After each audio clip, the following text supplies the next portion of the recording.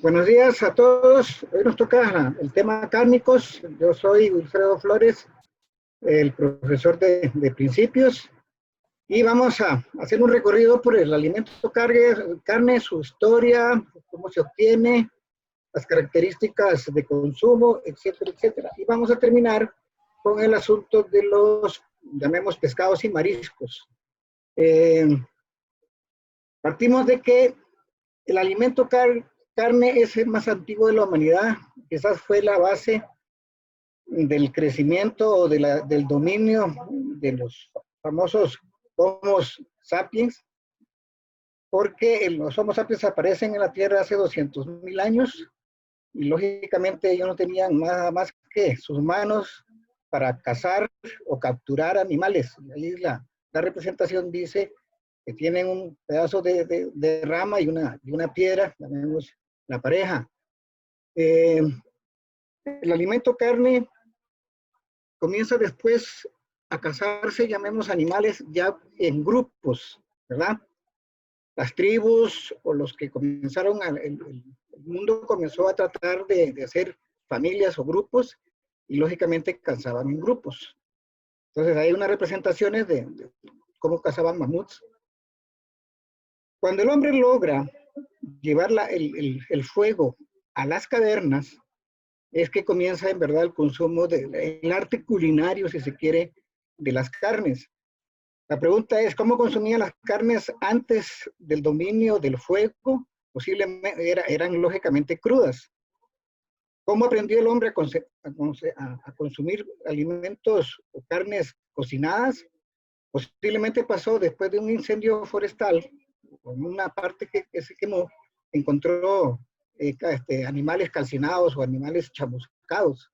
Probó su carne y lógicamente la diferencia entre el sabor de una carne cruda versus una carne cocinada es tremendamente diferente. Cuando el hombre logró llevar a las cuevas el fuego, comenzaron en verdad el verdadero consumo, comenzó el arte culinario desde que nosotros tenemos noticias. Ahí hay una representación, llamemos una barbacoa, un hombre y una mujer y su mascota, lógicamente con un dedito, como para representar lo que nosotros posteriormente hicimos como la familia. Ok, el alimento carne definió las fases del hombre cazador, del hombre pastor y lógicamente la industria de la carne, ¿verdad? Los hombres que cazaban todavía siguen cazando, llamemos, yo tuve la oportunidad de estar en algunos lugares muy remotos en donde yo les decía a los consumidores de que a ellos no les costaba mucho, si usted necesitaba carne, iban al bosque, llamemos, y cazaban, y si iban y necesitaban pescado, iban al río y pescaban, y lógicamente el resto de los alimentos vegetales los cogían del medio ambiente. Generalmente el hombre pastor nace cuando había que manejar rebaños, y ustedes han visto muchas de las películas bíblicas en donde a los pueblos las acompañaban rebaños, a los ejércitos y las tropas también los acompañaban rebaños, todavía no se sabía cómo conservar la carne, hasta que posteriormente viene la industria de la carne, de criar animales para el consumo, ¿verdad? Entonces, esa fase del hombre hacen que posteriormente en la humanidad tenemos los diferentes sistemas de matanza. Yo quiero hacer un recorrido rápido sobre tres culturas que determinaron mucho el manejo de la carne, el manejo ya desde el punto de vista de mataderos. Aquí hay una representación de egipcia, en donde ven ustedes al animal tumbado, y generalmente lo que vemos aquí es que ella está tratando de viscerar, ¿verdad? Perdón, de viscerar y sacar la piel, y lógicamente aquí es una que van a ver ustedes más adelante qué es lo que está pasando. Los egipcios fueron los que determinaron la calidad de la carne. Aquí hay otra representación, son pinturas en donde vemos al animal aquí, tumbado, ¿verdad? Hay aquí un dato muy interesante, les amarraron las patas. Aquí viene el proceso principal, que es la matanza del animal por sangría. cortan los vasos del cuello y recogen la sangre, donde el animal va a morir por asfixia, ¿ven? Porque se va desangrando y muere. Aquí hay otra representación muy importante, porque los egipcios determinaron que el cuarto trasero del animal es donde están las mejores piezas de la carne, ¿ok? Pero aquí en esta representación es muy interesante ver el hígado y la cabeza, que supuestamente ellos tenían algunos alimentos, algunos productos, artes culinarios que utilizaban estas. Las otras representaciones son ya la parte de la cocción, posiblemente salchichas o cocidos, y lógicamente la cocción de la carne. ¿Eh? A la cultura grecia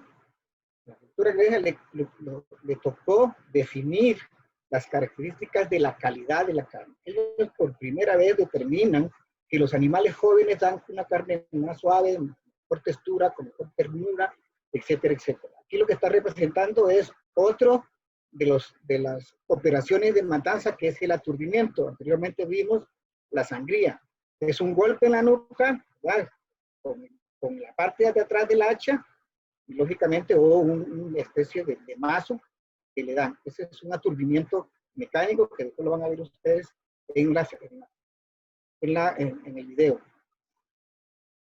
A la cultura romana le toca definir las características de los mataderos. Ellos por primera vez, los romanos, definen, llamemos a través, así como aquí nosotros, la municipalidad maneja los mataderos y determina las características, a pesar de que está SENASA y están otras instituciones. Entonces, la cultura romana determina las características de los mataderos. Por primera vez hay un lugar en donde se matan animales para la comercialización. Anteriormente, cada uno cazaba, pescaba, llevaba o mataba, y todavía en nuestras culturas, ya hace poco, con la ley de protección animal, ya no se pueden matar animales en el área rural, que eso era muy común. Ustedes criaban un chancho para la Navidad, ¿verdad? Y después lo mataban allí y hacían toda una fiesta y lo sacaban todas las carnes para los tamales y para la pierna y todo eso. Entonces, a la cultura romana le toca definir las características de los mataderos. Muy bien, nosotros somos muy grandes consumidores de carne vacuna, llamamos así. Y hay dos razas puras, el Bos Taurus, que es la raza Angus, la raza que es criada o fue desarrollada para producir carne. Y los Bos Índicos, que es la raza cebuina, la que nosotros tenemos en Costa Rica, que es una raza que no da carnes de buena calidad. Cuando yo daba algunos cursos de este tipo, me decían, ¿por qué si yo he ido a Argentina o a Uruguay o a otros lugares, las carnes de los argentinos es mucho más rica, más grande, más gruesa, más jugosa, más no sé cuánto? Le digo, eso viene de carnes, de productores de carne, de ganado que producen carne. Nuestro ganado índico, llamamos nuestra raza cebuina, lógicamente no dan carne. Ellos sobreviven, es una ganadería de consumo para las áreas tropicales. ¿Sí? Se adaptan muy bien. Si usted trae razas puras, y lógicamente van a sufrir mucho. Sin embargo, están los cruces de Brahman con Angus, ¿verdad? Que nos dan uno que se llaman Brangus, que es lo que nosotros ahora en Costa Rica tenemos como una de las mejores carnes que hay, y McDonald's sacó una hamburguesa con ese tipo de carne, y uno va al mercado o va a la feria donde venden ese tipo de carne. Hay unos cortes, lógicamente, de tibones y esas cosas, pero lo venden muy, muy caros. Sin embargo, es un cruce, ni siquiera es de razas puras. Muy bien, para que reconozca, este es el Bos Taurus, digo, es un cilindro con patas, es un productor de carne. Estos llegan a veces a pesar hasta 800 kilos, donde el 60% es la canal, y entonces lógicamente son productores de carne. Los Bos Índicos son más angulosos, más de carnes más magras, llamemos así. Y lógicamente esta es la mezcla de los dos, el famoso Brangus, que es lo que nosotros estamos produciendo en las zonas de Guanacaste y en las zonas sobre todo de Guapiles, o de Pocosí, donde hay unas ganaderías que están sacando. Muy bien, ¿cuál es la producción pecuaria de nosotros? Llamemos, el hato bovino tiene 1.200.000 cabezas, están distribuidos en las 4 zonas productoras de carne en Costa Rica, la zona norte, la zona atlántica, la zona sur, y últimamente la parte de Choroteca, que hay una producción interesante. Producimos 73.000 toneladas de carne por año, de carne vacuna. De carne de cerdo producimos 55.000 toneladas por año, y en la carne de pollo 140.000 toneladas. Si ustedes ven, el consumo de carne de pollo en Costa Rica es muy, muy amplia, muy grande. ¿Ah? Es el doble de la producción de carne vacuna y casi 3 veces el consumo de carne de cerdo. Nuestro consumo per cápita, llamemos en Costa Rica, consumimos 15 kilos por persona por año, 15 kilos de res, 12 kilos de cerdo, 27 kilos de carne de pollo, 8 kilos de pescado, 8 kilos de embutidos. Y hay un interesante dato de los huevos, que consumimos 23 kilos per cápita. Sin embargo, este consumo, si nosotros vemos los números en estos tiempos, cada vez que hay aguacates en producción, lógicamente el consumo de huevos se ve afectado. Y según los productores de hortalizas, también se ve afectado el tomate. ¿Por qué? Porque reemplaza, en un lado, el consumo de carne, llamemos, o sea, aguacate por huevos y aguacates para la ensalada, llamemos, se afecta la parte de los tomates. Bien, el video, vamos a presentar un video que se grabó hace mucho tiempo, tiene más de 30 años que se grabó, pero todavía están muy vigentes todos los principios que se ven ahí. Es un matadero en Montecillos, uno de los pocos que en ese entonces estaba autorizado. Y vamos a ver los procesos. Al final del video yo voy a tratar de incorporar algunos detalles que se fueron, llamemos, a la hora de explicar los procesos. Quiero sí dejar claro algunas cosas. El video dura casi 18 minutos. Alguna gente no les gusta ver sangre y esas cosas. Lógicamente van a ver una matanza de res, y me gustaría que las personas que son susceptibles a esas cosas, pues traten de evitar ver esa parte. El resto es una parte de los embutidos, está muy explicado y podríamos ver. Entonces, vamos a ver ese video. El video lo hizo la Universidad Estatal a Distancia, la UNED, en sus videos educativos que tienen desde hace mucho tiempo. En el video hay algunos errores, sobre todo en la parte de las operaciones, casi operaciones unitarias o procesos para el sistema de matanza. Lo voy a recapitular y quiero que anoten. El primer proceso de la matanza es la restricción de los animales y la inspección ante mortem. ¿Qué significa eso? Que cuando se reciben los animales en un matadero, hay un veterinario que inspecciona los animales, y si los animales vienen enfermos, lógicamente van a la matanza sanitaria. Pero si los animales vienen contusionados, heridos, se rompieron una pata o lo que sea, esos ya no utilizan el segundo proceso, que es el descanso de los animales, sino que inmediatamente van hacia el matadero, porque si no se van a poner peor de lo que estaban antes del descanso. Entonces, restricción y una inspección sanitaria ante mortem. Todos los mataderos deben tener un veterinario inspeccionando la llegada de los animales. El segundo proceso es el descanso de los animales, o sea, ellos tienen que llegar a un corral, descansar por lo menos 18 horas en ayunos. Lógicamente tienen que tener en esos corrales agua, para que al otro día, generalmente al otro día, entren al sistema de matanza. Ok, esas dos operaciones son pre.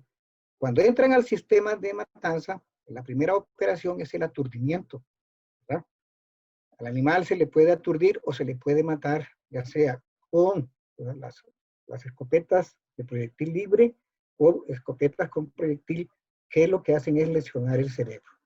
El animal cae aturdido, porque el reglamento de la carne dice que los animales no deben darse cuenta que van a morir. Y cuando ustedes vieron el video, hay un Hay un canal, llamemos un recorrido que ellos no ven al otro animal que va a morir.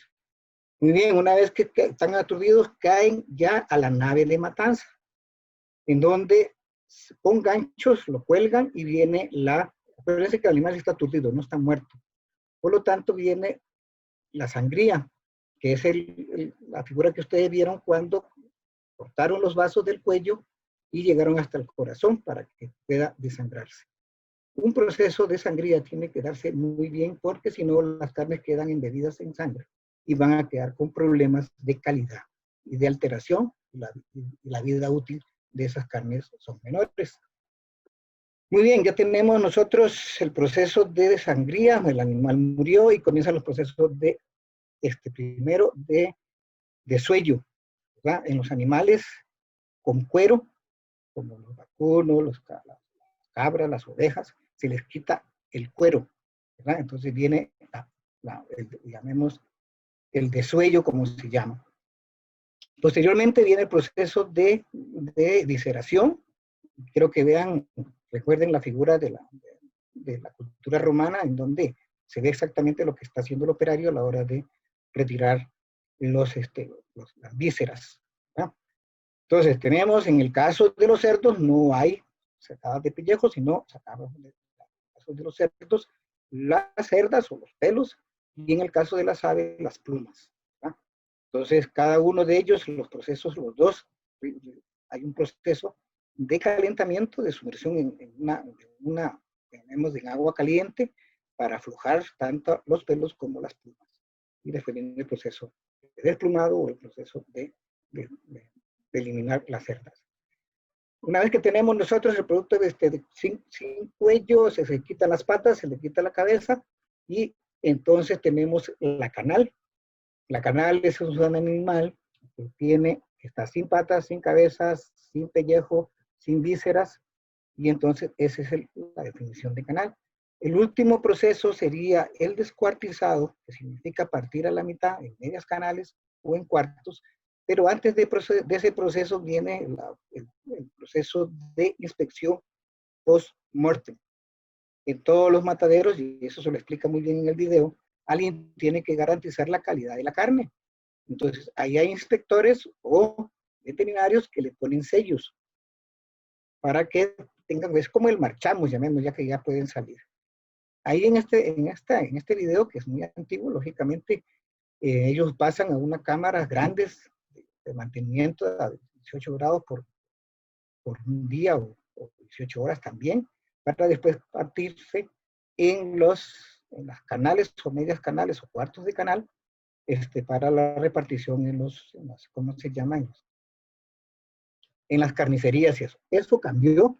Ahorita vamos a ver los cambios que han ahora. Antes se comercializaba el animal completo, llamemos las medias canales, llegaban a las carnicerías de los mercados tradicionales, mercado central, o el mercado de Heredia, o el mercado de Cartago, y lógicamente las carnicerías que vendían ahí sacaban los tejidos y teníamos un problema de manejo de huesos cuando antiguamente en los mercados, perdón, en los mercados municipales, se llenaban de huesos unos estañones y lógicamente ahí los sopilotes compartían con los transeúntes.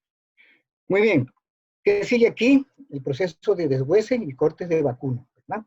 Eso es lo que yo les decía, tenemos un animal y tenemos la canal. Entonces, aquí hay una definición que sí quiero que todo el mundo entienda.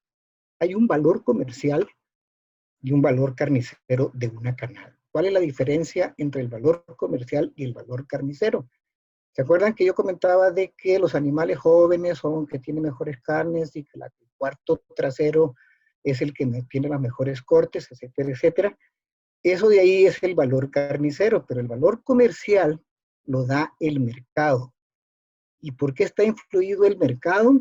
Por las preferencias del consumidor, ¿verdad? Entonces, el valor comercial lo define el mercado. ¿Y el mercado quién lo define? Las preferencias del consumidor. ¿Qué significa eso? ¿Verdad? Todo el mundo cuando va a comprar carne pide lomo o lomito. Y el carnicero antes tenía que darle lomo y lomito a todo el mundo. Cuando el lomo pesa 4 kilos en una canal, y el lomito pesa 1,5 kilos de una canal normal, de nuestro ganado cebuino. Lógicamente en animales ya tipos brangus, esas piezas pesan mucho más. Y entonces, usted sabe que el precio del lomito es muy caro, el precio del lomo es menos caro, y ahí siguen el resto de calidades de carne. Esas preferencias del consumidor nos dan el valor comercial, ¿va? Entonces, hay ciertas piezas de la canal que tienen preferencias. Por ejemplo, para los argentinos, la parte de la panceta, la parte, llamemos, del vacío, como llaman ellos, es una carne más suave para ponerlas a asar. Las chuletas o los tibones son carnes que van. Entonces, el lomito es mucho más caro. Sin embargo, yo lo que siempre pongo el ejemplo es que los despojos aprovechables que están en este lado, que son el corazón, la lengua, el hígado, los riñones, el rabo, etcétera, etcétera, llamemos, supuestamente una materia prima de menor calidad porque son vísceras.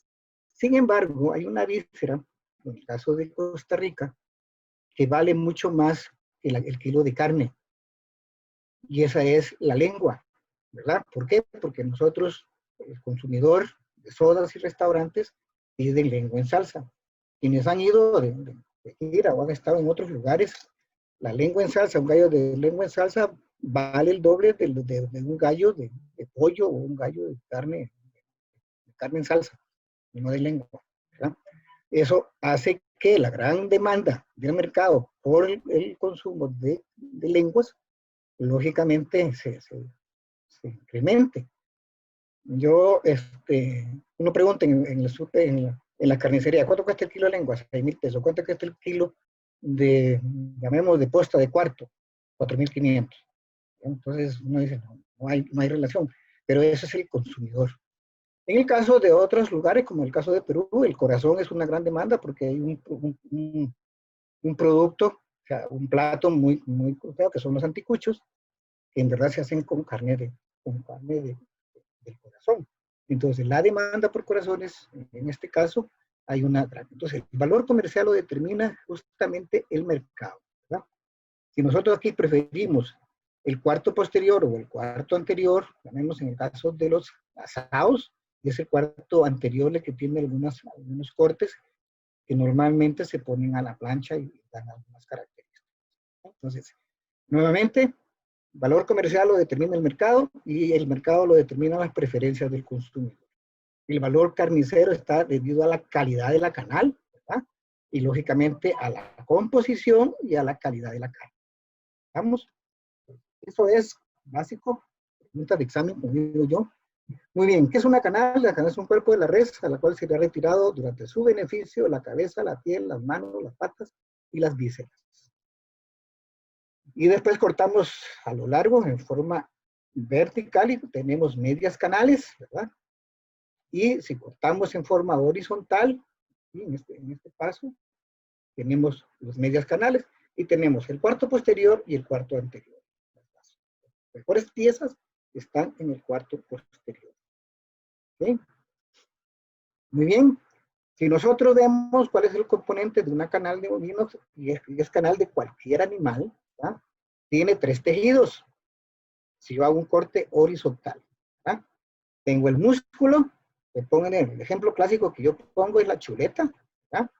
Si yo tengo el músculo, la parte comestible, tengo el hueso, en donde está, llamemos el músculo, y la grasa que cubre a la chuleta.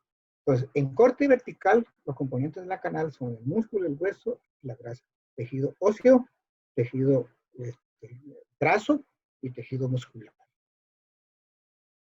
Muy bien, yo tengo un animal y tengo media canal y después tengo en el supermercado una serie de cortes y llamemos de piezas de carne empacadas listas para el consumo.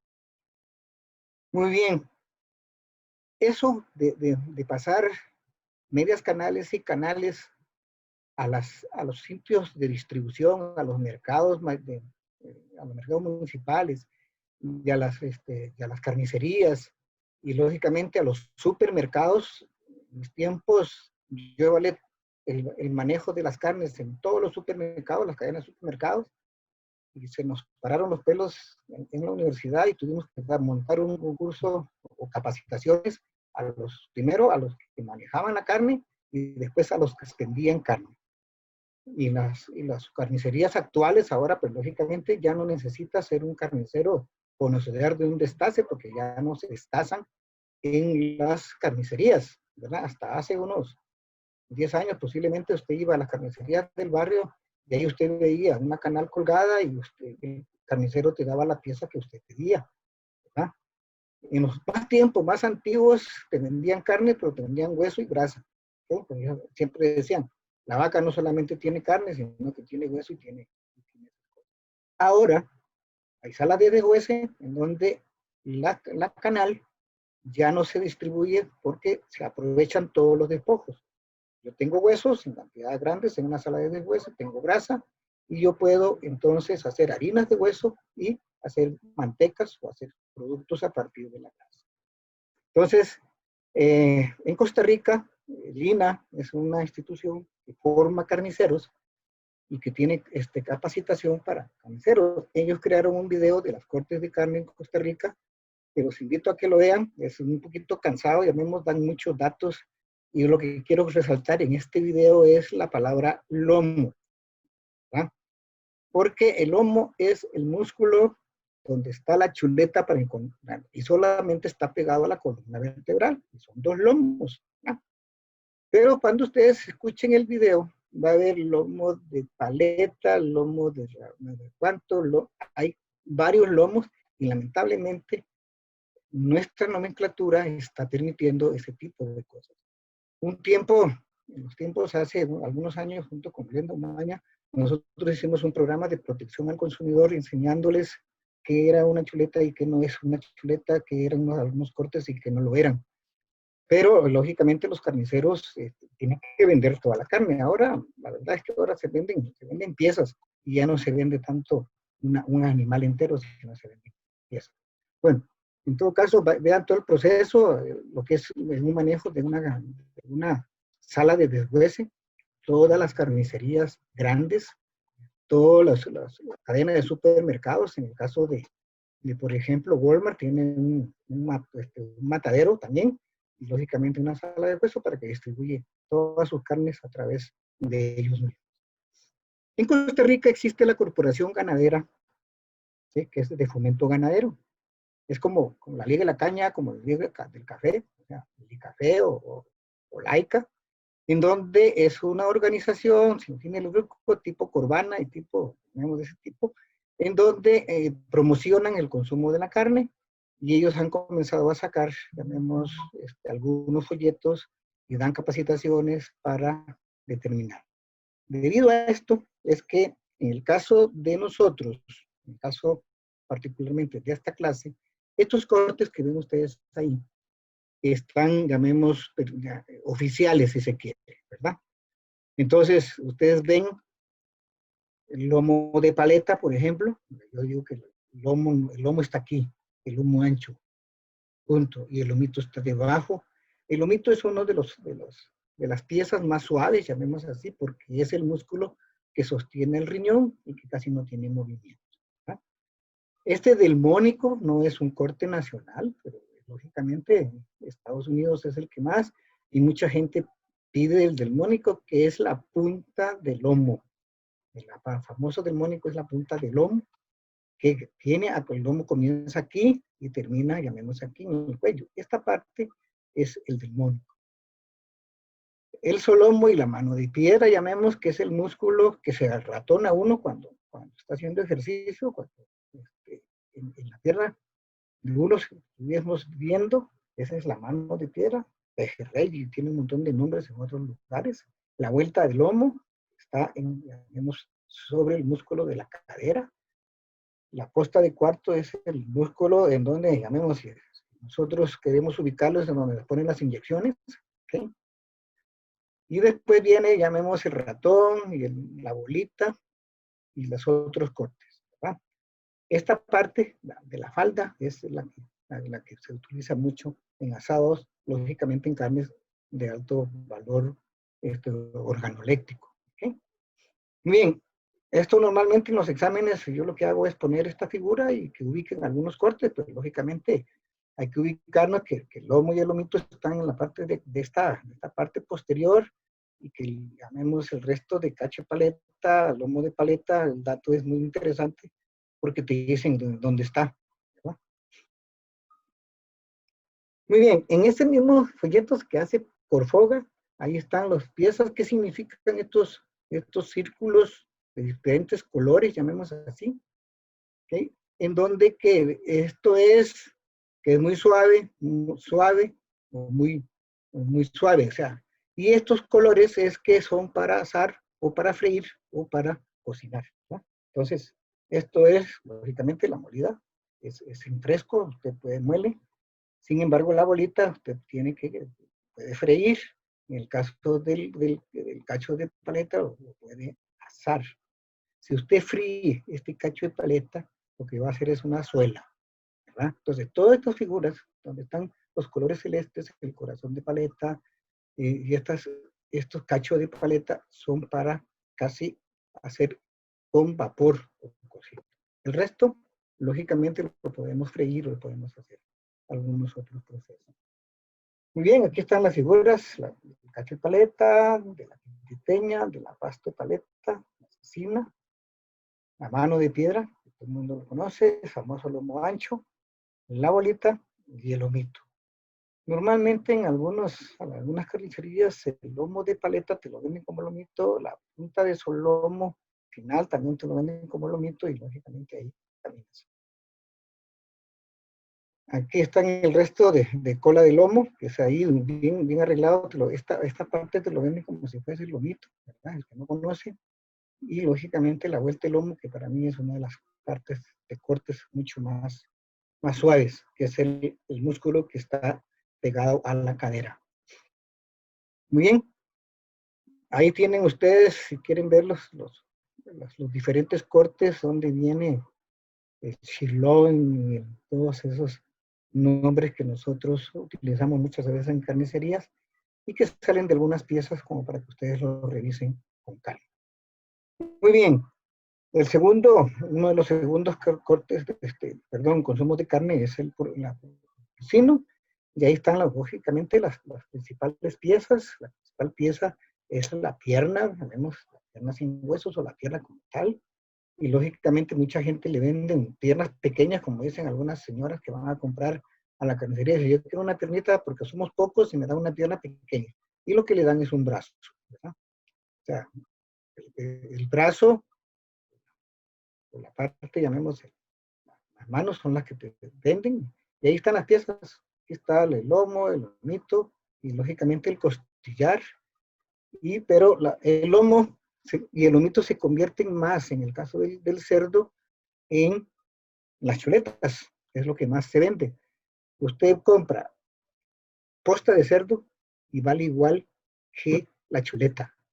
Si usted va a una carnicería y le dices ¿cuánto cuesta la posta de cerdo? Te dicen, por decir algo, 5,000 pesos o 3,000 pesos.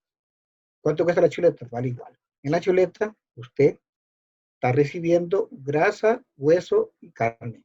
En la posta de carne, solo carne, ¿verdad? Pero lógicamente no tienen las características de sabor y de ternura o textura que tiene la parte del lomo. ¿Okay? Cuando ustedes han subido en algunas miradores, sobre todo yéndose a Cerrí, para arriba, usted ve en algunas muy famosas unas chuletas que son como casi muy anchas, muy grandes, ¿verdad? Y hicimos nosotros esa propaganda de que eso no son chuletas, esas son piernas o brazos cortados como si fuesen chuletas. Y me acuerdo que un carnicero me reclamó, me dije, pero es que aquí tenemos más carne que está la chuleta, porque está la chuleta, ¿cómo se llama? La parte del lomo es más pequeñito y la parte que lo cubierta es más gruesa, la grasa. Digo, sí, pero yo por la chuleta pago por el lomo. Si usted me rebana un brazo, estoy pagando por un montón de piezas de carne que no tienen la calidad del lomo. En una chuleta yo tengo el lomo, en las otras cortes es otra cosa, ¿verdad? Entonces, esa es parte de las cosas que uno trata de que el público, llamemos consumidor, entienda un poquito. Muy bien, igual, aquí hay una serie de fotografías, sobre todo de ganado argentino y uruguayo, en donde las piezas de corte de la res porcina, como se llama, medias canales, y seguimos viendo cortes de carne con hueso, donde está, llamemos la parte muy interesante que es la pierna. Sin embargo, allá la calidad la da que tenga piel. ¿Por qué? Porque los asados, o lo que usted ve generalmente, usted hace que esto en los asados se tueste y lógicamente le dé un sabor grande esta grasa hacia las piernas. ¿Okay? El otro gran corte de los cerdos, lógicamente, son las costillas, ¿no? No mucho, pero ahí están. El jamón con hueso o sin hueso, llamemos, dependiendo si lo dejas con o no la parte de la mano del cerdo. Esta es la paleta, la forma de la paleta. Ya para los que un poquito conocen los cortes, lógicamente lo puedes diferenciar. Eso no es una pierna pequeñita, sino es un brazo, ¿no? Una paleta. Y de ahí viene todo lo que, llamemos, se hacen deshuesados para hacer algunos tipos de productos, sobre todo a la plancha, o amarrados. Ese es el lomo. Y ustedes ven aquí, este es la chuleta, llamemos aquí este lomo, este lomito. De aquí viene el lomito y el hueso. ¿Okay? El músculo, llamemos solo el costillar, dicen ellos, pero ese es el lomo ancho o lomo de los porcinos. La parte esta de la costilla, nosotros no le llamamos pechito, sino le llamamos costillar, que es para ponerlos a la brasa o las costillas largas. ¿Ya? Esto dejó de consumirse en Costa Rica, o sea, es muy difícil que usted vaya a una carnicería o a un supermercado donde venden carnes, en donde usted encuentre esas piezas enteras del tocino con cuero. El tocino, de ahí sale la tocineta. Por lo tanto, por lo menos en Costa Rica, le quitamos la piel, lo condimentamos, lo ponemos a asar y después rebanamos a lo largo y tenemos tocinetas. Y esta es la parte, llamemos, de la patita, que es una de las piezas que más, en el caso de las reses, se utilizan para asar, igual que en el caso de los cerdos. Esta panceta es lo que nosotros hagamos después, una vez que lo asamos o lo ponemos o lo inyectamos o lo salamos, un montón de productos que se... Igualmente, ahí tenemos una canal de cerdo en donde ustedes ven una serie de cortes a partir de los costillares, aquí está una corona, tanto, y uno puede obtener una serie de productos, lógicamente estos son productos procesados. En Costa Rica, cada vez más hay un consumo de carne de ovino, ¿no?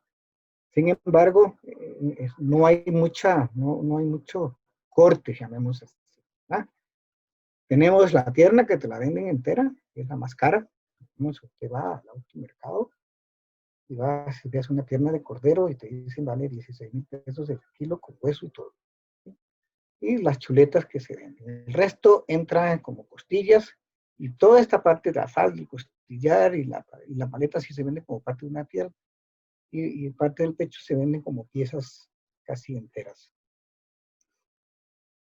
Ahí tienen unas fotos ya de un animal, de una oveja criada para dar carne. ¿Verdad? Si usted ve la oveja que nosotros tenemos aquí, no te da esas características. Pero ahí tienes una canal completa que se corta a lo largo. Aquí no hay medias canales, sobre todo en la parte de exportación de los países sudamericanos. No hay medias canales, sino piezas enteras que se van así. Y ya les explico por qué. Ahí están la pierna, llamemos, con hueso y sin hueso. Y para eso es que no se corta, llamemos la media canal, para poder obtener, porque estas tener costillas o chuletas dobles más largas que las de cerdo normalmente, y tenemos ese tipo de cortes, ¿verdad? Tenemos los dos costillares juntos, los dos lomitos juntos y los dos lomos juntos.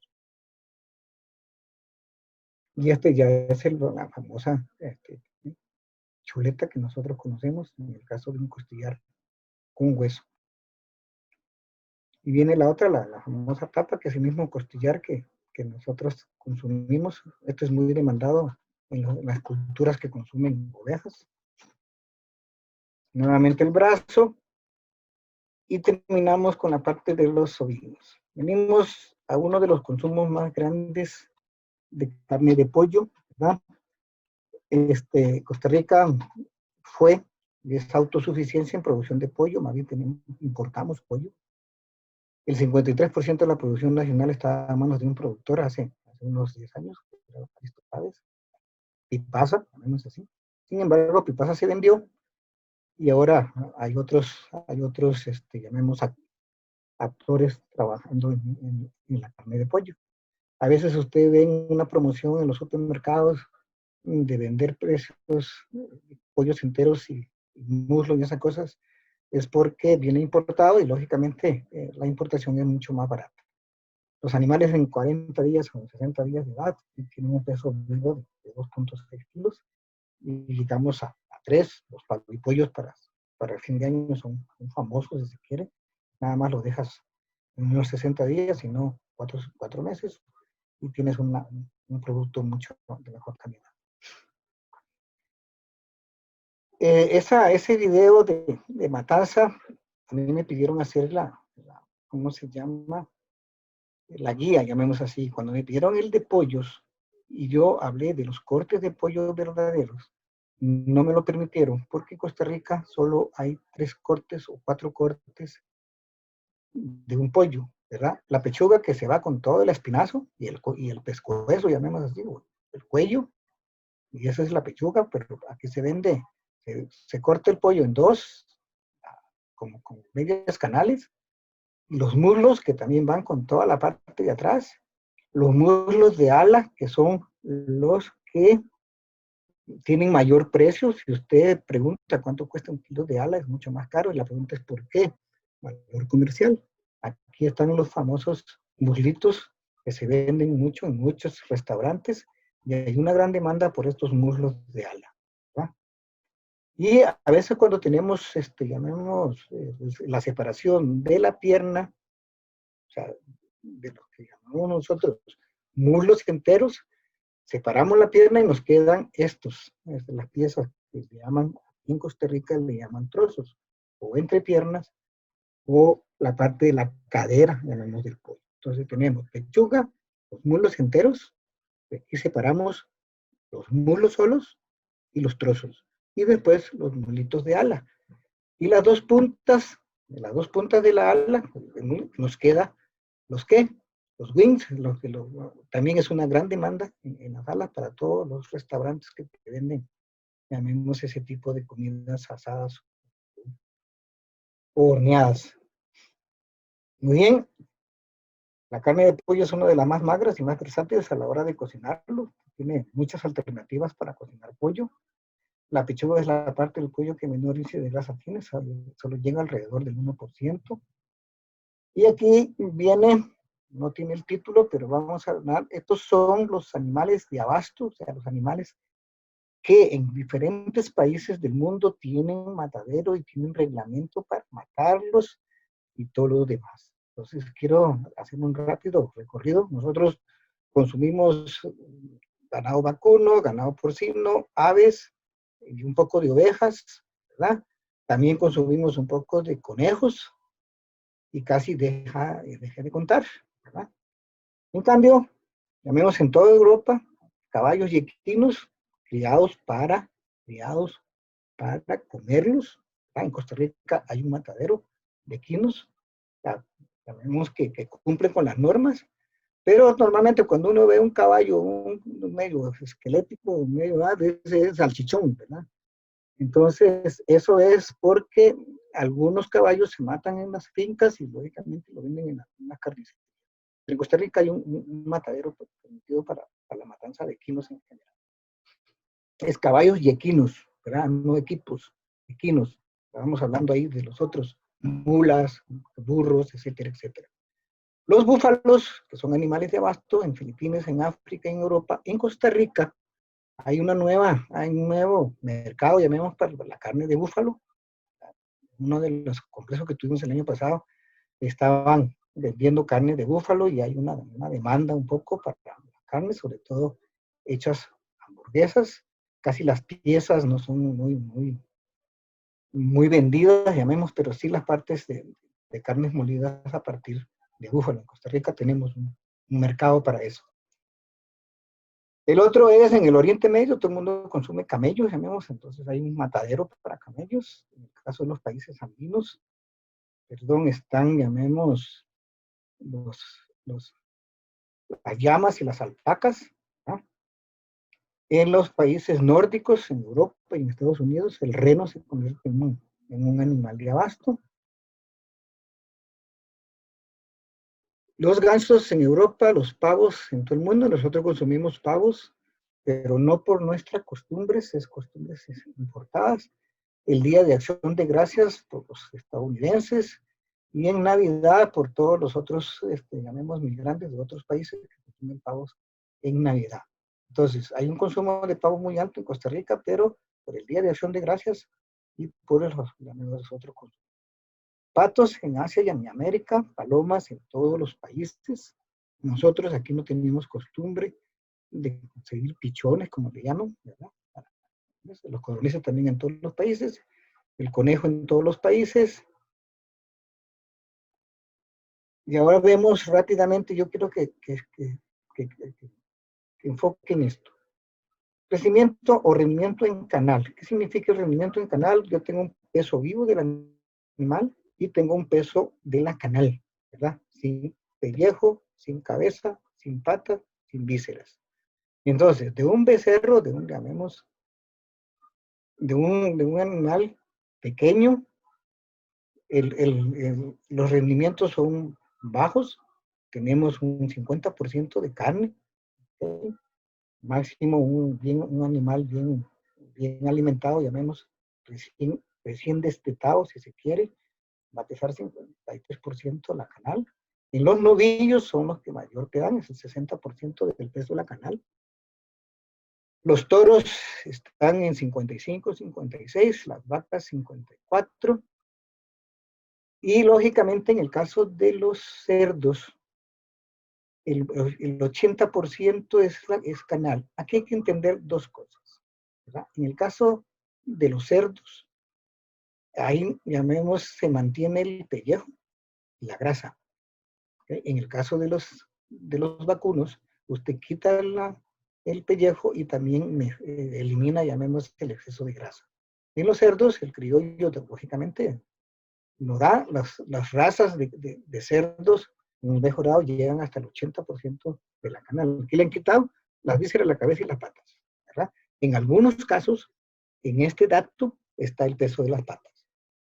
En los ovinos tenemos un 50% en promedio, y en las aves el 90%, en las gallinas el 80%. ¿Por qué el pollo 90%? Porque al pollo nada más le han quitado las vísceras, ¿verdad? Y las patas. Si usted compra un pollo entero, usted encuentra en la cavidad la cabeza, la molleja, el corazón y el hígado, ¿ya? Entonces, ese rendimiento es del 90%. ¿Por qué? Porque solo está la sangre, las vísceras y las patas, ¿verdad? Y lógicamente las plumas. Por eso los rendimientos son muy altos en el caso del pollo, por nuestras costumbres. Este dato de la oveja peligüey lo teníamos hace rato, hace unos años atrás.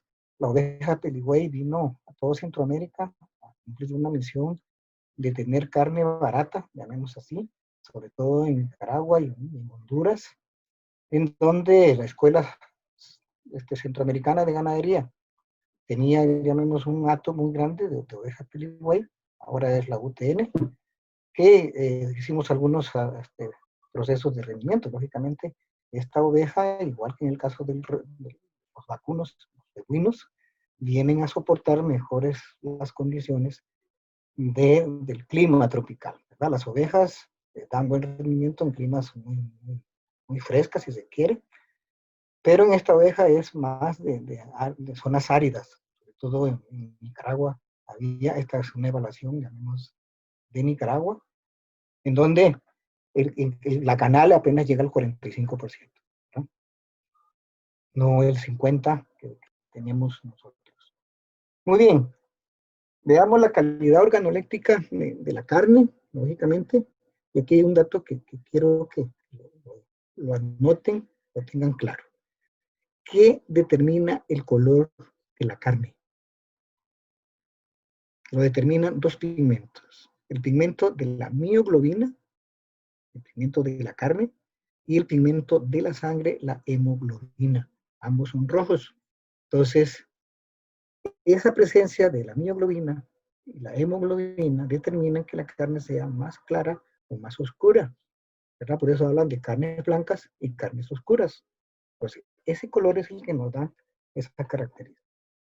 El olor de una carne debe ser es ácida, muy ligeramente ácida, y lógicamente yo debo oler a la especie, ¿verdad?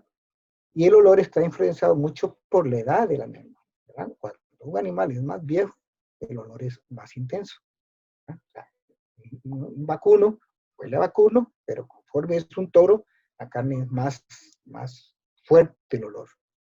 También está afectando la castración. Si yo castro un cerdo, llamemos, o castro a otro animal, el olor propio del animal macho, llamemos, se va eliminando.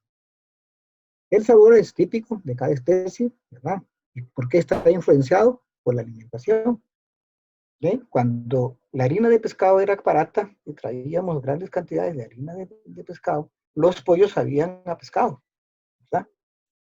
¿Por qué? Porque la alimentación que le daban es a base de harina de pescado, y si no hacían la famosa depuración, la famosa de que yo, faltando una semana para sacarlos al mercado, le deja de dar eso para que ellos eliminen ese olor, entonces el olor se mantiene en el típico de la carne. Entonces el sabor es típico, primero, de la especie, ¿verdad?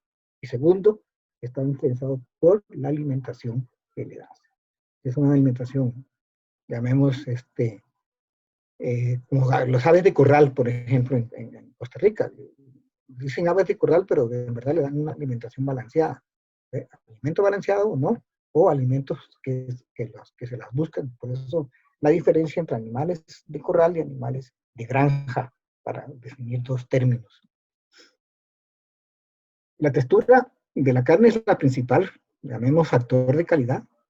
Está influenciada lógicamente por el manejo. Cuando nosotros hablamos de manejo en general, si yo lo tengo estabulado, ese animal no caminó para conseguir comida, por lo tanto su textura, su carne es mucho más suave, ¿verdad? Y ahí viene el dato de explotación, puede ser explotación intensiva o extensiva. Si yo hablo en una extensiva, entonces el animal tiene que caminar para conseguir su alimentación. Si yo los tengo estabulados, les doy el alimento y no se mueven mucho. Entonces, ese factor. Lógicamente, la raza, ¿verdad?, del animal te dan carnes, te dan texturas más suaves. La alimentación también tiene que ver, y lógicamente los factores genéticos propios de cada uno de las razas o variedades de los animales. Después, eso es propio del animal y de su explotación. Y ya después viene el manejo de las carnes, ¿verdad? Si nosotros manejamos bien durante la matanza, tenemos carnes suaves. Si el animal llegó estresado y se puso tenso, lógicamente la textura de la carne va a ser más diferente que un animal que no tuvo esa característica. Lógicamente, la temperatura de almacenamiento, normalmente se habla de maduración durante la congelación y de jueces, y el despiece del animal. Eso nos da la textura. Pero ahora están permitiendo hacer, llamemos, lo que le llaman texturizado, ¿verdad? Que es inyectarles algunas enzimas, le inyectan a los pollos y a las carnes y a todos, y lógicamente es ¿qué se puede decir? Una medida no correcta, porque te inyectan entre un 20 y un 30% del peso. Entonces, a un lomito que pesa 1,5 kilos, te venden un lomito de 2 kilos porque le agregaron, llamemos, medio litro de agua, que cuando usted va a comprar los famosos tenderizados, están con un montón de agua, y eso es lo que se le inyecta. Están tratando de controlar un poco, pero lógicamente ya todos los sistemas están para inyectar. Yo normalmente en la carnicería del barrio, digamos así, hablo con el cara y le digo, consígame lo meto, pero no lo quiero tenderizado, lo quiero fresco, ¿verdad? Y les explico por qué. Vamos a ver, un poquito, ok. Esto ya lo hemos visto, los vacunos, la canal, la media canal, el cuarto canal, el cuarto trasero, el cuarto delantero. Entonces, nada más para resaltar algo que vamos comentando, el cuarto trasero tiene cortes de primera calidad y los cortes del corte, el cuarto delantero tiene cortes de segunda calidad. Cuando usted compra carnes, a veces habían lo que se llaman partidas de primera, partidas de segunda en las carnicerías, ahora eso cambió, ¿verdad? En el caso del cerdo, lógicamente, hay canal y media canal, el cuarto, pero es la pierna, o el pernil es el brazo, la pierna es el jamón, llamémoslo así, y lógicamente el costilla. En el caso de la oveja, pues se venden las piernas y igual, aparte del pernil es el brazo, en el caso de los otros animales son canales enteros, en el caso de los conejos, de las aves, del pavo, del pollo, la canal es nada más, o sea, la carne, ahí usted paga hueso, grasa, pellejo, como dicen, en el peso del costo, digamos, de las canales. Un pollo entero va con todo. Muy bien, aquí viene el sistema, llamemos de Huese, hace muchos años se inventó la estimulación eléctrica. Antes había que hacer los procesos tradicionales de la conversión del tejido muscular en carne. Para que esto ocurra es lo que famosa maduración de la carne. Por eso una vez que el animal estaba en canales, se guardaban en una cámara de refrigeración para que llegue la parte de maduración. ¿Qué significa la parte de maduración? El animal cuando muere, tiene una característica de acidificación del músculo, ¿verdad? Nosotros cuando estamos vivos, caminamos, gastamos nuestro ácido láctico, llamemos la parte cárnica o la parte del músculo, contiene compuestos que se convierten en ácido láctico y eso es la recuperación y todo lo demás. Cuando uno muere ya no hay la recuperación. Entonces los trifosfatos se convierten en enzima monofosfato y lógicamente eso es la acidificación. Después viene el rigor mortis y después viene ya el proceso de maduración. Entonces primero se acidifica la carne. ¿Por qué? Porque el glucógeno que está presente en la carne, que se va desglosando en ácido láctico, ya no se vuelve a convertir en glucógeno, sino que acidifica la carne. Eso genera que ocurre el rigor mortis y después del rigor mortis viene todo el proceso de desglose de las proteínas de la carne para hacerlo más digestible, con más aroma, etcétera, etcétera. Entonces, ese proceso duraba entre 18 y 24 horas que tenía que hacerlos en los mataderos. Alguien dijo, si nosotros pasamos corriente eléctrica, y por eso se habla de estimulación eléctrica, a toda la canal, yo medito los 18 horas en cámaras de refrigeración. Eso revolucionó hace muchos años el sistema de matanza en los mataderos. Antes teníamos que tener un matadero y teníamos cámaras para mantener, llamemos, un montón. Hay unas fotografías impresionantes de ganado que está colgado, pero se hace la estimulación eléctrica una vez que termine el proceso de visceración y después ya podemos hacer el deshuesado. Entonces, en el deshuesado, a los cortes de primera, pasas al vacío, frías, embalas y lógicamente ya embalado se hace la maduración de la carne o hacemos la congelación. El resto va a la industria. ¿Qué va a la industria? Las carnes separadas mecánicamente. Todos los huesos tienen pegados un poco de carne, ¿verdad? Entonces yo lo paso por un despulpador para que lo entiendan y separo la parte de la carne de la parte ósea. Y eso se llama la carne mecánicamente separada, que se utiliza mucho para hacer embutidos, para hacer, ¿cómo se llama? Todos los productos como hamburguesas, etcétera, etcétera. ¿Okay? Muy bien, entramos a la parte de conservación de la carne primero, la más parte, la más grande, es por frío, ¿verdad? En forma artificial, lógicamente todo el mundo tiene una refrigeradora en la casa y en la refrigeradora hay la parte de congelación y entonces podemos nosotros refrigerar, enfriar o congelar. Este enfriado puede ser por aire forzado, por contacto o por inmersión. ¿Qué significan estos tres? El aire forzado es la refri que tenemos en la casa. Usted ve que funciona un ventilador que va inyectando aire frío, ¿verdad? Y la temperatura que usted lo ponga es solo.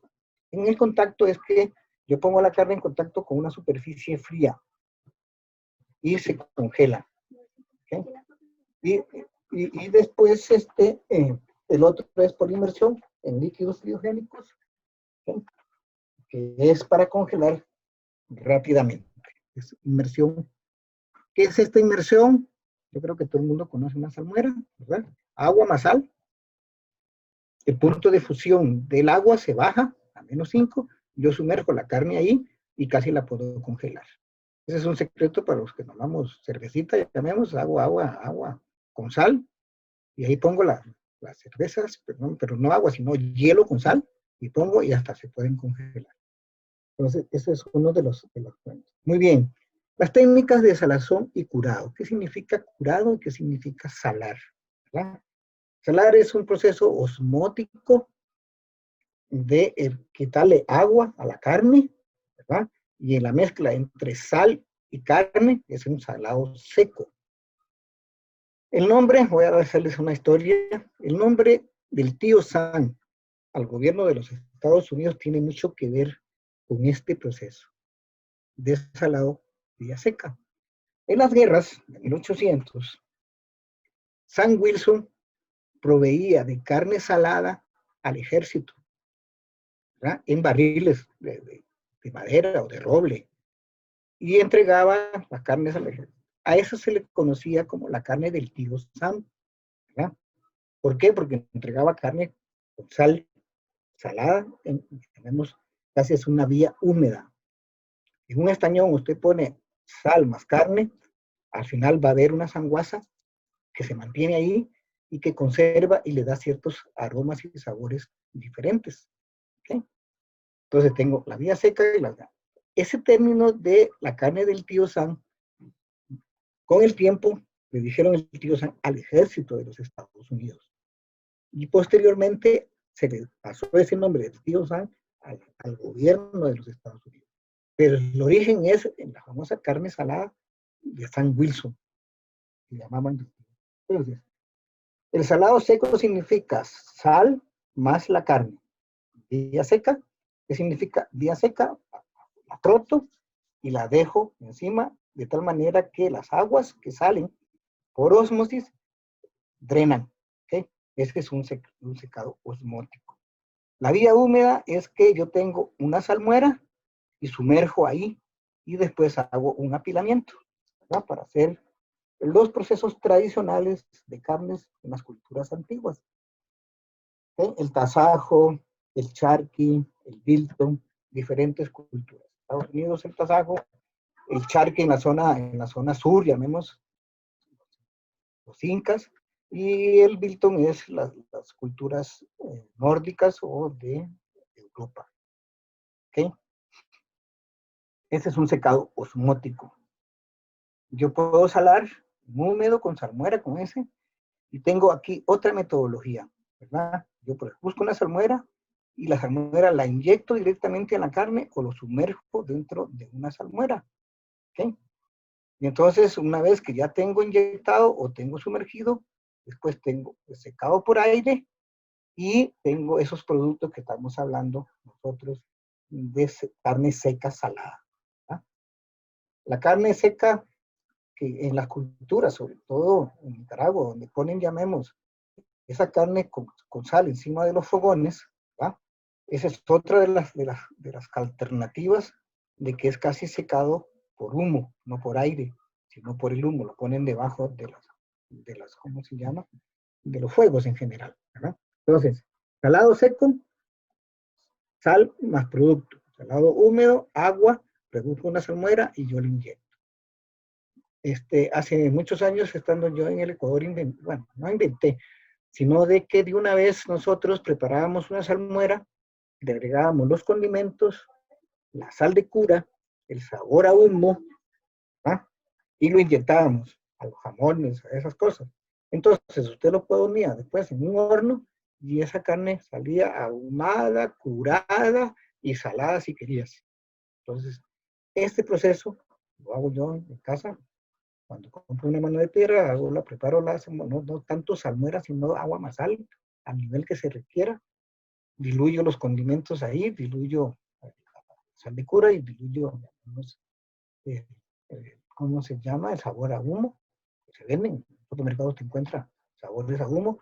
En los tiempos, cuando estuve en el Ecuador, nosotros inyectábamos en agua el humo proveniente de quemar maderas, y entonces nosotros teníamos un humo líquido para curar carnes. En las técnicas de ahumado, ya esto hemos perdido nosotros, las carnes ahumadas ahora son más que nada en ahumadores. Ustedes vieron en el video de algunos hornos ahumadores en donde yo puedo tener un horno en donde inyecto con vapor humo, ¿verdad? O lo pongo encima de un fuego que es en frío, donde el humo pasa directamente por las carnes, ¿verdad? Y lógicamente yo produzco un humo artificial, directo. En caliente es lo que nosotros hacemos cuando hacemos asados o tenemos algunos hornos que antes eran muy famosos. Está reconstruyendo, llamemos, hornos, sobre todo en los lugares donde había tilapia, para que hagamos tilapia ahumada. Hay unos proyectos interesantes que hemos desarrollado hace mucho tiempo. Muy bien, esto es las técnicas de conservación tradicionales, muy antiguas, pero que se mantienen, y ojalá regresen, llamemos para la cuestión de sostenibilidad, y que la huella del carbono y todo el asunto, entonces uno puede mantener algunas características de utilizar este tipo de procesos. Ahumar, curar, salar, en un solo proceso para obtener productos de buena calidad. Muy bien, a partir de las carnes, nosotros, ¿qué productos elaborados se encuentran en el mercado? ¿Qué procesos utilizan? ¿Cómo están empacados? Si tuviéramos nosotros presencial, este sería uno de los temas que había que ir al supermercado o a ver qué productos tienen, cómo están, cómo lo empacan y todo lo demás. Ustedes vieron en el video algunas características del empaque al vacío y todo lo demás. Ahora está medio en tela de juicio los empacados al vacío por la presencia de algunos microorganismos que están sobreviviendo, pero bueno, esa es parte de lo que tenemos que ir aprendiendo. Muy bien. ¿Cuál es el primer producto en el caso de los cerdos? Los jamones, ¿verdad? Los jamones madurados, ¿esto qué significa? Que tiene la pierna del cerdo, ¿verdad? Y si nos vamos al Mon Plus de los jamones, es el famoso cerdo pata negra, alimentado con bellota, en un solo lugar de una zona de Europa, llamemos así, en donde le agrego los condimentos y la sal en seco y los dejo madurando por 6 meses. ¿Ah? Mucha gente, cuando en los cursos que yo daba de extensión cultural o extensión de la universidad, yo daba el curso de manipulación, curado y ahumado de carnes en el hogar. Y todo el mundo quería hacer esos jamones. Y yo les decía, vea, allá en la parte de Europa, las temperaturas están por debajo de 14 grados en la gran mayoría del tiempo, ¿verdad? Para que se haga este curado durante 6 meses, la temperatura no puede subir de 18 grados.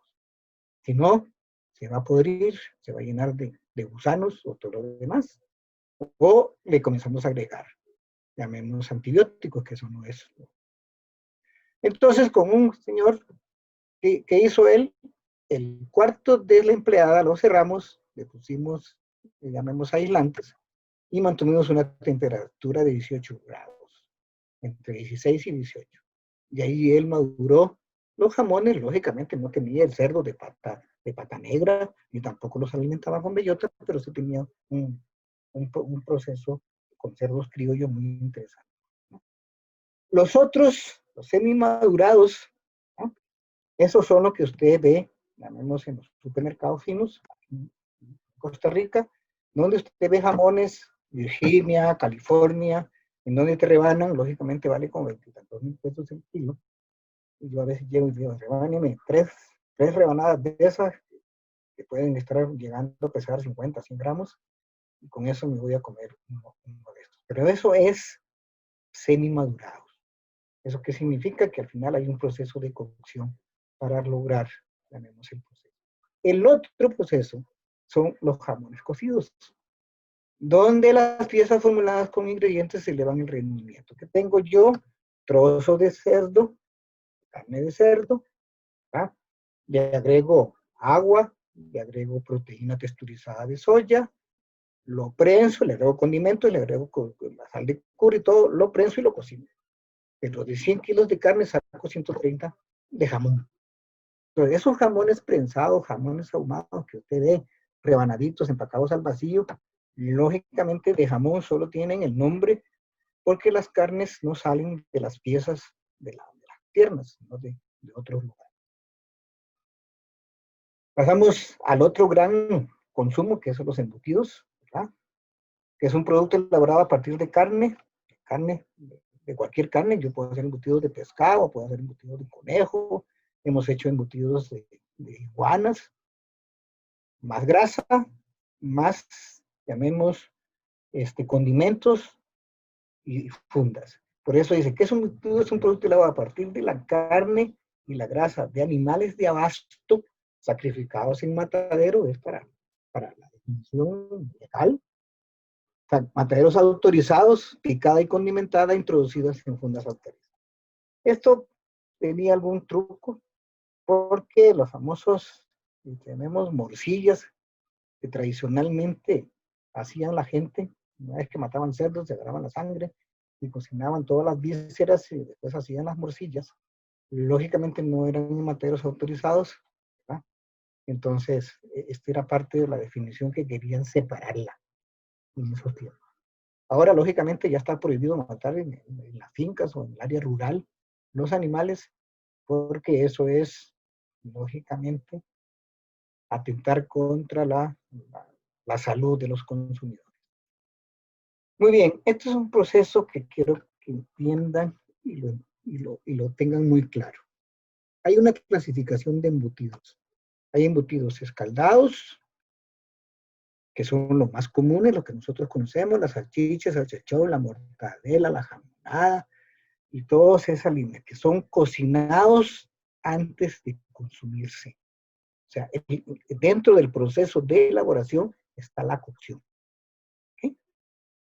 El otro son los embutidos crudos, que es igual que la pierna, en donde yo tengo crudos, es el famoso aquí en Costa Rica, es el chorizo, ¿verdad?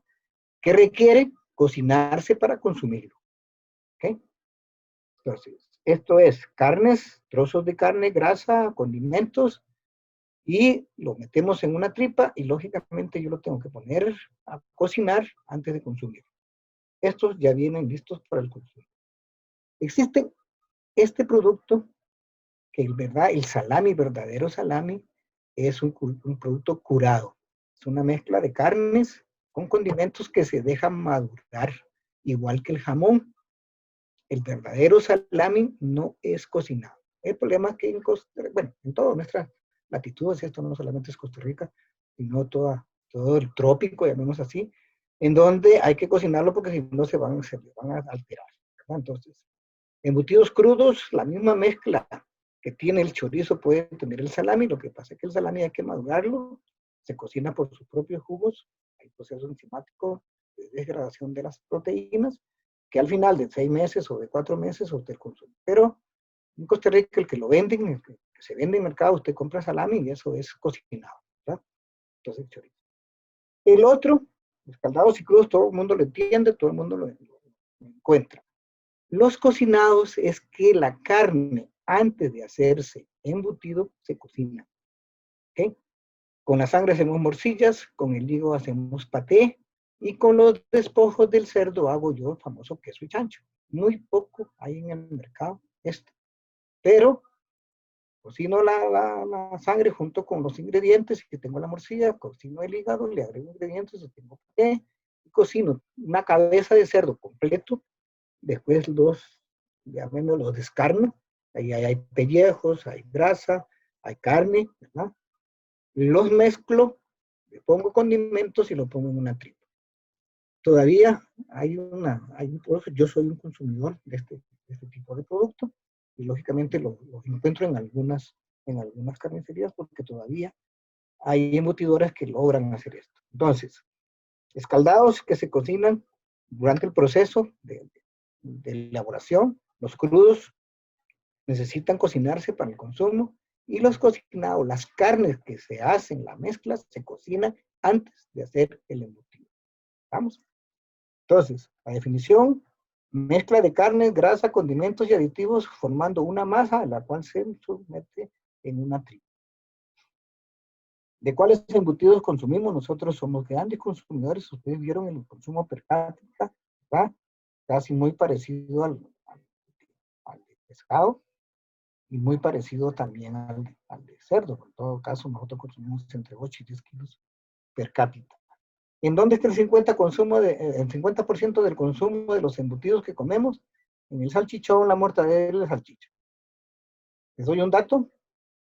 La mezcla, o sea, la pasta que se hace para el salchichón, la mortadela y la salchicha es la misma. ¿Qué le cambio? Los condimentos. ¿Qué le cambio? La tripa en que la lleno, ¿verdad? Entonces, yo me acuerdo cuando dábamos nosotros las capacitaciones a las embutidoras en los tiempos de antes, cuando recién estábamos cambiando llamemos, el nivel tecnológico de las embutidoras, hacíamos una masa, ¿verdad? Y ¿qué vamos a sacar ahora? Salchichas, entonces sabor a salchicha y tripas delgadas. Vamos a hacer salchichón, entonces tripas más gruesas y sabor a salchichón, que normalmente es más ajo, más pimienta y esas cosas, igual como una mortadela. Queríamos hacer, llamamos jamonada, la misma masa y le echábamos trozos de carne y ya, ¿verdad? Entonces, esa era una forma de hacer una masa grande para poder nosotros tener. Lamentablemente, si ustedes ven los embutidos o las empresas embutidoras que venden, llamemos, estos productos, uno no entiende cómo te pueden vender a 1,000 pesos el kilo de salchichón, la mortadera o la salchicha, cuando la carne vale 5 veces. ¿Okay? ¿Dónde está el truco? Que estas formulaciones de estos productos de carne, solo el nombre o pasó corriendo. ¿Por qué? Porque utilizamos normalmente el famoso colágeno que se saca de las patas, de las plumas de las aves, y tenemos un producto que tiene un nombre que no lo quiero decir, que sirve para que a usted ahí en las embutidoras le eches eso, le eches condimento, colorantes y todo lo demás para que sacan esos productos, ¿verdad? Los chorizos, el jamón y el paté son otros de los grandes que consumimos nosotros, pero recuerden el famoso jamón, ¿verdad? Que el jamón es otra mezcla que se tiene. Los procesos, ustedes lo vieron en el video, ¿verdad? Nosotros tenemos carne molida o hacemos un proceso de molienda. Homogenizamos, ¿qué significa? En una cúter echamos toda la grasa, todas las proteínas. Ustedes vieron en el video cuál es la cúter y vimos la formulación que le echan hielo a forma de agua, emulsificantes, colorantes, harinas, ¿verdad? Antes, ahora también, pero mucho antes nosotros controlábamos la cantidad de harina que se podía agregar. Y yo llegaba a algunas embutidoras que parecían más una panadería que una fábrica de embutidos. Todo estaba lleno de harina porque había que aceptar solamente el 10% de harina y ellos le echaban el 30%. Recuerdo cuando dimos un curso centroamericano, uno de los salvadoreños se me acercó y me dice, yo creo que usted me demuestre que en verdad es un excelente técnico si usted me saca un embutido de buena calidad con 30% de carne. Le digo, eso es para engañar a la gente. Yo te enseño a hacer productos de calidad, no para engañar a la gente, porque ahora, si le agregan 10 o 15% de carne, es mucho. Muy bien, una vez que tengamos esa masa, lo ponemos en la embutidora y, lógicamente, dependiendo del tipo de producto, la embutidora te llenará en salchichas, salchichón, mortadelas o jamones, ¿no? Ahí están las tripas, algunas que son permeables, llamemos todas las tripas naturales, o hechos a partir de tejidos naturales. Con el pellejo se sacan el corium y a partir de ahí sacan un montón de, de fundas para los productos que se consumen totalmente. El chorizo, son con tripas, ¿verdad? Que es otro de los problemas que tenemos. Y los otros que son artificiales, ¿verdad? Que son normalmente impermeables. Todas las permeables son las naturales, todas las impermeables son... Ahora hay una mezcla en donde te permite pasar, porque si yo quiero ahumar y la funda es impermeable, lógicamente el humo no va a atravesar. Y entonces tengo que incorporar el humo dentro de la masa. La cocción, una vez que nosotros tenemos llamemos los productos, sean los salchichones, salchichas, lo podemos poner en un horno con vapor, claro, eso es un calor húmedo, o los sumergimos en agua caliente. No sé si está. Una vez que termina el proceso, normalmente el procedimiento es enfriarlo. Entonces yo puedo, con la presión con una manguera, o inmertirlo en agua más hielo, o simplemente una ducha, puedo enfriar con agua. Y empacamos al final, ¿verdad? Para tener los productos finales que nosotros tenemos. Muy bien, vamos a ver si lo logro terminar, no agarrarlo tan cansados. Lógicamente ahora con esto de ponerlo, de colgarlos en la virtualidad, ustedes lo pueden ver por partes. Antes era más cansado estar todo el día escuchándolo al profesor. Entremos a productos marinos y quiero hacer un recorrido muy rápido en unas características que voy a pasar por alto, pero para dedicarme a algunas cosas, si se quiere, importantes.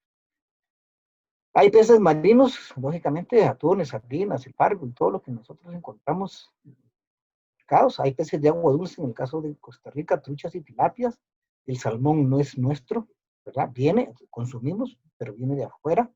Pero truchas y tilapias sí son cultivados en cultivos.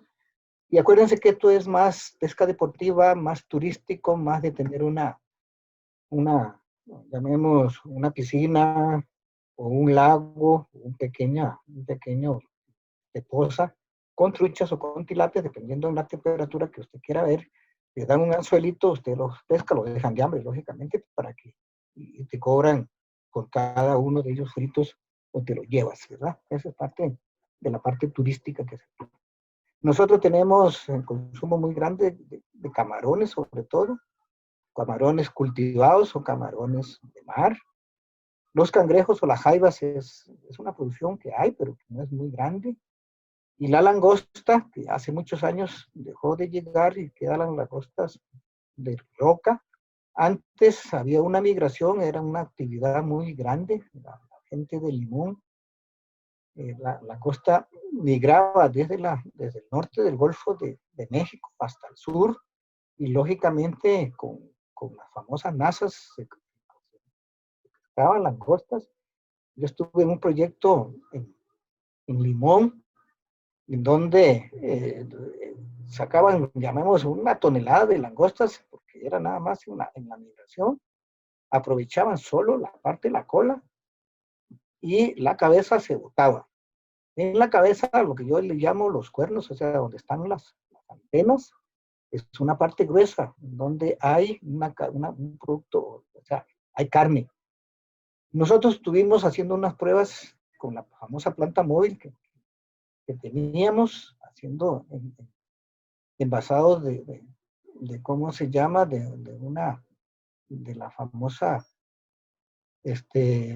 un pescado que en ciertas épocas en la zona de Limón, la Macarela, en ciertas épocas en Limón había una sobreproducción. Entonces queríamos enlatar, llevamos la planta móvil para enlatar, pero nos dimos cuenta porque estábamos en una cooperativa que procesaba, o sea, sacaba langostas, nada más la cola. Entonces, como teníamos una marmita, agarrábamos todas las cabezas, los zancochábamos y después sacábamos carne de langosta para hacer ceviches. Y nosotros teníamos un buen suministro. En el caso de los moluscos tenemos mejillones y almejas y lógicamente pulpo. ¿verdad? La clasificación de peces se clasifican por esqueletos, por su esqueleto, o sea, yosos y cartilaginosos. Los óseos son casi todos los pescados que nosotros conocemos, y los cartilaginosos son los tiburones y las rayas. En Costa Rica, mucho tiburón, casi yo no veo mucha comercialización de raya. No sé si es por la costumbre, pero la verdad es que no hay demanda. Y por su contenido en grasa, ¿verdad? Normalmente los nutricionistas nos dicen coma peces azules, ¿verdad? Son aquellos que tienen mucho más grasa, lógicamente son más oscuros. La sardina, el jurel, el atún, el pez espada. Y los blancos son todos los que nosotros conocemos. Nosotros no tenemos merluza aquí, ni tampoco, bueno, congrio sí, corvina, pero el pargo, los otros productos que sí consumimos. Muy bien. Las generalidades del pescado, lógicamente, es una fuente de proteína de alto valor biológico, son más digeribles. La composición de la proteína del pescado tiene todos los aminoácidos que necesitamos, ¿verdad? Y lógicamente baja en grasa. Tiene, los azules tienen vitaminas liposolubles y son muy relacionados con alergenos. ¿Okay? La mayor productora a nivel mundial de pescado o de extracción, ¿verdad? Es Japón, porque no hay producción, sino es extracción. Yo paro criticando. ¿Okay? Nosotros en Costa Rica el kilo de carne de pescado es caro. ¿Verdad? Es mucho más caro que la carne. Vamos, usted va a comprar un kilo de corvina o de pargo o de esos pescados blancos, vale 9,000 pesos el kilo o 10,000 pesos el kilo, depende de dónde lo compras, y puede llegar a 15,000 pesos si lo compras en el automercado. ¿Eh? ¿Cuánto cuesta un kilo de carne? 5,000 pesos, llamemos en promedio. Lógicamente, lo mito vale igual. Pero ¿cuánto cuesta sacar un kilo de carne o tener un kilo de carne? Criar un animal, darle de comer durante 2 años, matarlo y sacarle la carne. ¿Cuánto cuesta sacar un kilo de pescado, ir al mar, extraerlo y ya tienes la carne? O sea, usted no tiene que criar ni alimentarlo, a excepción, lógicamente, de las tilapias y las truchas, etcétera, etcétera. ¿Okay? Entonces, de la pesca mundial, de la captura total mundial, el consumo humano va al 72% y el 28% va a la industria. En el caso de 3 países, sobre todo 2, Ecuador y Perú, en Sudamérica, el consumo humano es menor que el consumo industrial. La captura. ¿Se debe a qué? Aquellos tienen una anchoveta que es 3 veces o 4 veces la captura total de todo Centroamérica, ¿verdad? En uno de esos países, y que se convierte todos en harina para darle abasto al mundo en el consumo de harina de pescado para la alimentación animal. Entonces, en nuestros casos, en verdad, el consumo humano se lleva el 80% y el consumo animal, digamos, el otro 20%, pero en el caso de Sudamérica, los consumos son mucho más altos, industrial. ¿Verdad? Aporte importante de proteínas y contenido graso bajo, fácil digestión. Los peces marinos tienen 88% de los ácidos grasos poliinsaturados. Entonces, esa es una de los ganchos, llamemos así. Las proteínas musculares del pescado son ricas en lisina, menor contenido de colágeno que la carne, más débil, digerible y alterable, lógicamente. La carne de pescado se altera muy rápidamente. Ese proceso post-mortem, llamemos así. Ese es un dato que no se lo di. Para que la carne se altere, tiene que pasar esos 3 pasos de acidificación, rigor mortis y maduración. Eso ocurre, como les decía, entre 18 y 24 horas, y después de ahí, a partir de ahí, ya la carne comienza a alterarse. Los microorganismos logran superar las barreras de los anticuerpos que tenían los músculos. En el caso del pescado, lógicamente, el rigor viene muy rápidamente, no hay mucha alteración de acidificación y la alteración es mucho más rápida. Y tenemos minerales del grupo B, músculo y los tejidos grasos ahí. Muy bien, vamos rápido con esto. La flota artesanal, nosotros, yo cuando participé era miembro del equipo de expertos de FAO en tecnología pesquera, y una vez tuvimos una reunión en Sudamérica, y en la en una planta que tenía, llamemos, en una planta así como tipo Sardimar, en Colombia, la flota que tenía esa empresa era más grande que toda la flota pesquera de Centroamérica. ¿Okay? Entonces tenía, por ejemplo, 10 barcos atuneros y nosotros tenemos uno aquí, y lógicamente el resto lo tiene, creo que Salvador, no sé. Y todos los botes, la flota industrial, de navegación, de todo, es muy, muy grande, ¿verdad? Entonces, la flota artesanal, lógicamente, son los motores fuera de borda, tienen lanchas y botes. Instalaciones, la flota semi-industrial son los que ya van a pescar, los camaroneros, llamemos así, y la flota industrial es con atún o sardina y las especies comerciales. Estos de aquí tienen, lógicamente, procesos satelitales para ubicar cardúmenes, ¿verdad? En el caso de estas anchovetas, en el caso de Perú, los grandes barcos detectan por vía satelital dónde están los cardúmenes, meten una sonda y llenan las bodegas de una vez. O sea, si tiene su capacidad 200 toneladas de su bodega del barco, en una captura de un cardumen de esos, llenan el barco y de una vez se va. ¿Ah? Yo estuve en Perú en los tiempos en donde uno de las ciudades en 10 años pasó de 50,000 habitantes a 1 millón de habitantes basado en la pesca. Y, lógicamente, ahí así como la fiebre del oro, la fiebre de la extracción de atún, de anchoveta, era igual. Por lo tanto, llamemos el pescador ganaba más que el profesional porque ellos le pagaban por kilo capturado. Entonces, eso era increíble, llamemos, en la forma como, lógicamente, si había un cambio en las corrientes marinas y se retiraba la anchoveta, la gente se moría de hambre porque ellos vivían muy de fiesta, como diría alguien, ¿verdad? Bueno, las redes de arrastre ahora están muy, llamemos, en peligro, porque nosotros no queremos uso. Yo creo que ustedes han visto el movimiento grande para evitar las redes de arrastre. Lógicamente, en las redes de arrastre hay mucho pez que en verdad se reduce su vida útil, los peces son afichados, son aplastados y se bota mucha faca. La fauna de acompañamiento del camarón es muy alto. Yo estuve en unos proyectos muy grandes que ahora vamos a hablar un poco más adelante de este tema. Las redes de arrastre están casi prohibidos, entonces casi los camarones ahora ya no son pescados por redes de arrastre. Las redes de cerco igual, es igual que los alambres que botan, llamemos, y hay otros métodos que en verdad no. El deterioro del pescado, yo les dije por qué. Las bacterias presentan las enzimas de deterioro, la oxidación, la contaminación externa.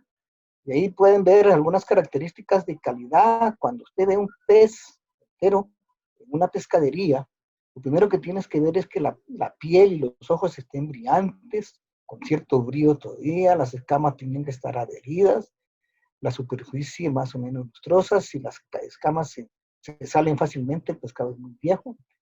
Usted puede tocarlo, llamemos, el músculo del pescado debe poner resistencia a la presión, y entonces hay una elasticidad para que se recupere. Y el olor es otro de los, llamemos, de las que la gente a veces no conocemos mucho, que es un olor fresco natural al pescado, huele a pescado, pero el pescado con sus características de deterioro genera un olor muy fuerte, ¿verdad? Como todas las pescaderías que a veces se manejan. En las técnicas es igual, enfriado con agua de mar, ese es agua, hielo más agua de mar. Acuérdense que el agua de mar tiene sal, entonces ahí se mezcla como si fuese lo que ya habíamos hablado anteriormente. Todos los pescados manejados así, hay problemas con agua contaminada y lógicamente con fricción. Las técnicas en tierra, lógicamente, es hielo en escamas. Todo el mundo llega a un centro de acopio en donde debe hielo en escamas, refrigeración y congelación.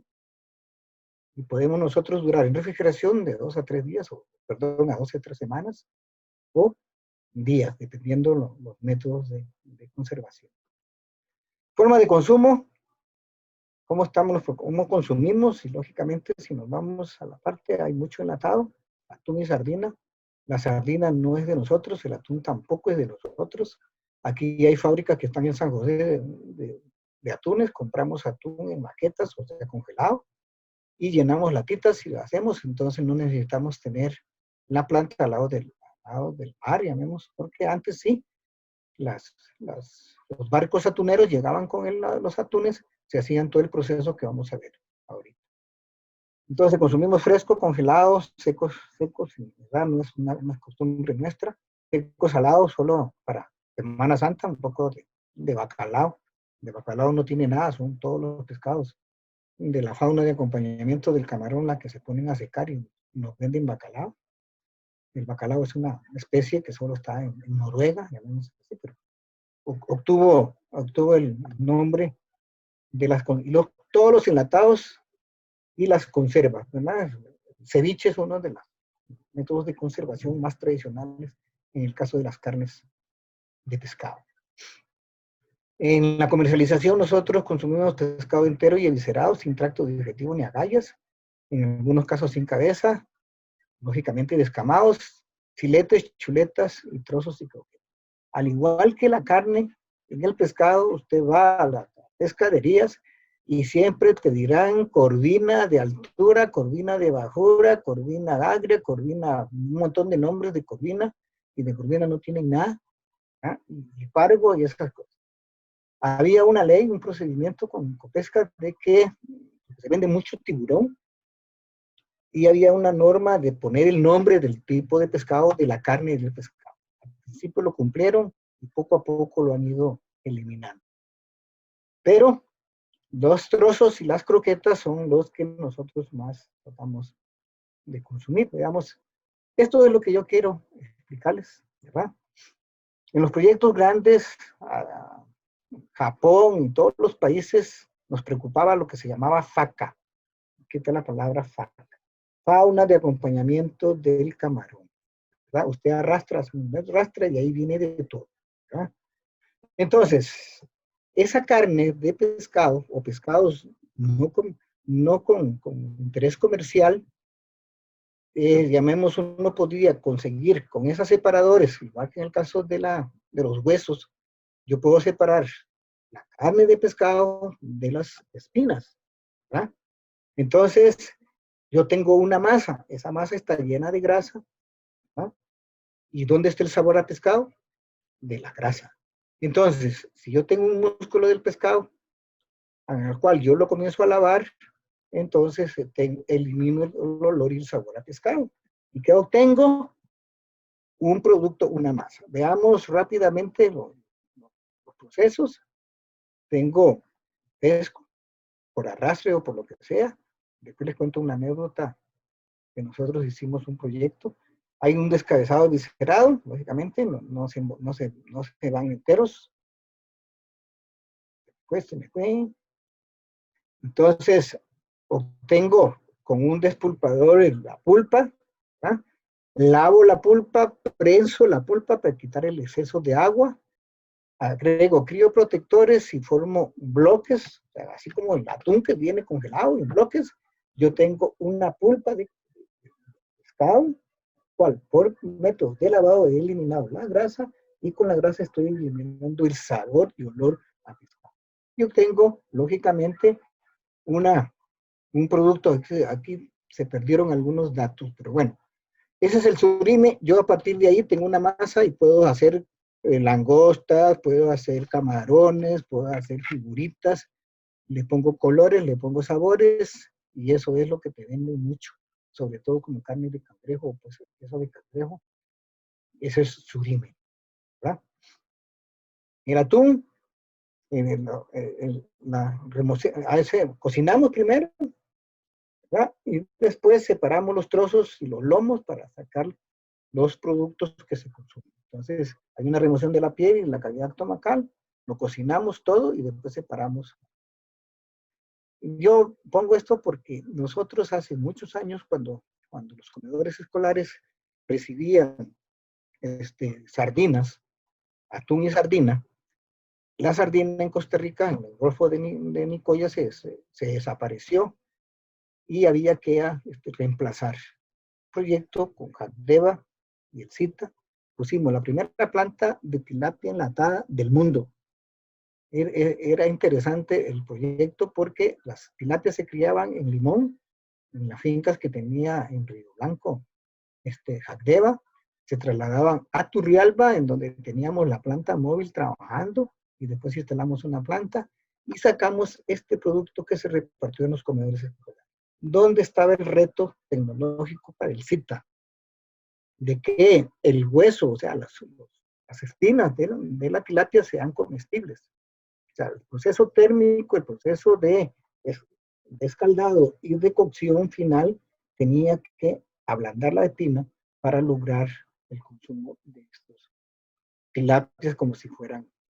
Entonces, la parte de esto ha sido proyectos, todavía se mantienen algunos proyectos actuales. Esto que estoy plantando tiene más de 30 años, pero actualmente hay cultivos de tilapia que estamos haciendo con el CUC Limón, o sea, el Colegio Universitario de Limón, para darles a las regiones indígenas de Talamanca, llevar, llamemos, unos estanques y podamos nosotros aprovechar la tilapia como carne para esa gente, llamemos, que normalmente no consume carnes, a excepción de la carne de monte, para llamarlo de alguna manera, ¿verdad? Otros productos a partir del surime, sopas y consomé, harina de pescado, los cueros y los crustáceos. Aquí quizás, acuérdense que la langosta y el camarón son los sopilotes del mar, y esta es la conversión de llamemos, de los desechos en una carne de alta calidad, ¿verdad? Esta es la conversión más grande. ¿Cuánto cuesta un kilo de langosta? ¿Cuánto cuesta un kilo de camarón? Y el camarón y la langosta son los sopilotes del mar. Entonces ya ustedes saben con qué se alimentan. Yo me acuerdo cuando teníamos ese proyecto que les estaba comentando de langostas, algunos latas de esta macarela enlatada, la pinchábamos para que se comience a alterar y la poníamos en las nazas para traer a las langostas y viera cómo se llenaban esas nazas con ese olor de pescado medio podrido, si se quiere, ¿verdad? Entonces, tenemos los invertebrados, los que tienen exoesqueletos a partir de quitina, y tenemos camarones, langostinos, langostas y cangrejos, en el caso de los crustáceos. En el caso de los moluscos tenemos, llamemos, los bivalvos y los univalvos. Los bivalvos son los mejillones y las almejas, los univalvos son los caracoles, ¿sí? Y los que no tienen concha y son moluscos son los calamares y los pulpos. Llegamos al final, este es muy amplio el tema. Vamos a tratar de estar disponibles para aclarar dudas o aclarar y hacer aclaraciones. Muchas gracias y nos estamos viendo o escuchando en las preguntas que ustedes puedan hacer a través de los sistemas que están implementados.